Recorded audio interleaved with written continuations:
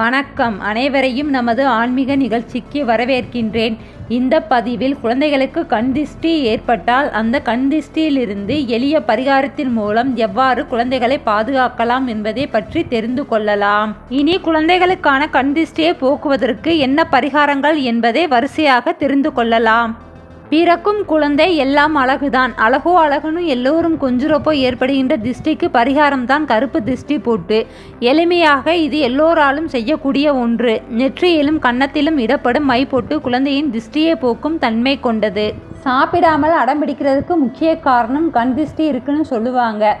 சாப்பிடாத குழந்தைக்கு ஒரு கைப்பிடி உப்பை எடுத்து கையை நல்லா மூடிக்கிட்டு தாய் மடியிலே குழந்தையை இருத்தி இடமிருந்து வலமா 3 தடவையும் வலமிருந்து இடமா 3 தடவையும் சுற்றி அப்படியே குழந்தையின் அம்மாவுக்கும் சுற்றி இந்த உப்பை தண்ணியிலே போடுங்க. தண்ணியிலே உப்பு கரையிற மாதிரி திஷ்டி எல்லாம் கரைஞ்சு குழந்தை சாப்பிட ஆரம்பிக்கும். இது ஒரு எளிய பரிகாரம் ஆகும். கொஞ்சம் பெரிதான குழந்தைகளுக்கு சாதத்தை எடுத்து அது சிவப்பு, மஞ்சள், வெள்ளை கலர்களில் 5 உருண்டைகள் செய்து ஞாயிற்றுக்கிழமையின் மதிய வேளை 12 மணிக்கு அந்த உருண்டைகளை வட இடமாக 3 முறை குழந்தைகளை சுற்றி வெளியே வெவ்வேறு திசைகளில் எரிந்து விடலாம்.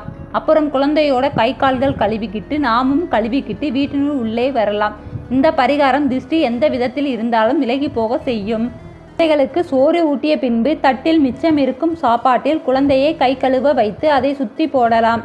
சாப்பிட போகும் முன்பு ஒரு உருண்டை சாதம் தட்டில் ஓரமாக எடுத்து வைத்து அந்த உணவை காகத்திற்கு போட செய்யலாம்.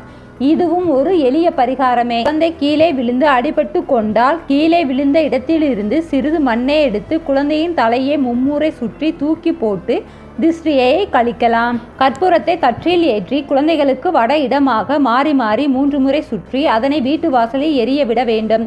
இது எவ்வாறு கற்பூரம் கரைகின்றதோ அதுபோல் திஷ்டியும் கழியும். கடுகு, மிளகாய், உப்பு, சிறிது தெருமண் இவற்றினை கையில் எடுத்துக்கொண்டு குழந்தையை உட்கார வைத்து ஊரு கண்ணு, உறவு கண்ணு, நாய் கண்ணு, நரி கண்ணு, அந்த கண்ணு, இந்த கண்ணு, எல்லா கண்ணும் கண்டபடி தொலையட்டும், கடுகு போல வெடிக்கட்டும் என்று இடமிருந்து வலமாகவும் வலமிருந்து இடமாகவும் சுற்றி அடுப்பில் போடுவார்கள். இதுவும் ஒரு எளிமையான திஷ்டி பரிகாரம்தான். உங்களுக்கு இதில் எது சுலபமாக உள்ளதோ அந்த முறையை பின்பற்றி குழந்தைகளுக்கான திஷ்டியை கழிக்கலாம். குழந்தையின் கண் திஷ்டியை போக்குவதற்குரிய எளிய பரிகாரங்கள் என்ன என்பதை இந்த பதிவை பார்த்து தெரிந்து கொண்டோம். நமது அடுத்தடுத்த பதிவுகளை தெரிந்து கொள்ள நமது ஜெய் ஆன்மீக கதைகள் யூடியூப் சேனலுக்கு சப்ஸ்கிரைப் பண்ணுங்க. மீண்டும் தங்களை அடுத்த பதிவில் சந்திக்கின்றேன். நன்றி, வணக்கம்.